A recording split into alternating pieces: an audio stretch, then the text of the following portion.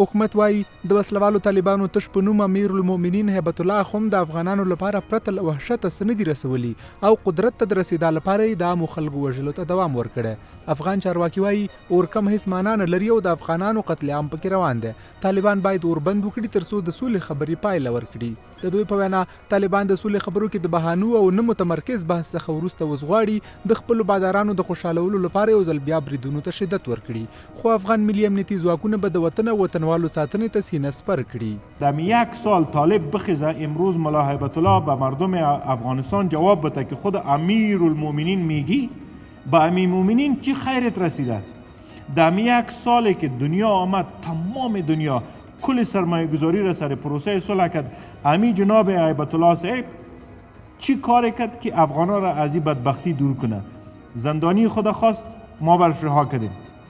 حتی در قانون اجازه نبود، لوی جرگه دایر شد. همه روز انتحار میکنه دشمن در جریان که کاهش خشونت هم وعده کرده بودن، خشونت افزایش یافت و باعث تلفات ملکی هم شد از طرف دشمن.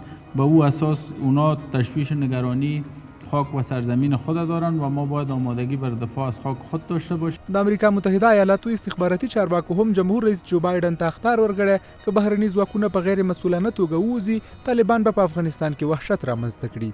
د چارو شمیر کارپوهان د افغان حکومت له لوري د اورکم په ځای د اوربند وړاندیز هرکلی کوي او وایي د تش په نوم اورکم پر مهال د افغانانو د وژلو بازار تر بل هر وخت ګرم شوی او له اوربند پرته هیڅ نسخه نتیجه نه ورکوي. دا هر څه متقابل دي خو د اورکم په ځای باندې د محب صاحب خبره زه تاییدوم چې د اورکم په ځای باندې باید په اوربند باندې غور وشي چې د وینې تویېدنې مخه ونیول شي. دا به د جانبینو دپاره عام خاوي او دغه بیچاره او مظلوم ولس دپاره به دا بیخي ډېر د خوشحالۍ او د چارو د شمیر نورو کارپوهانو په باور د جګړې اصلي قرباني افغان ولس ده او د اوربند د ټینګښت لپاره د سولې مذاکراتو بریالیتوب شرط ده چې باید خبرې اترې تیزې شي.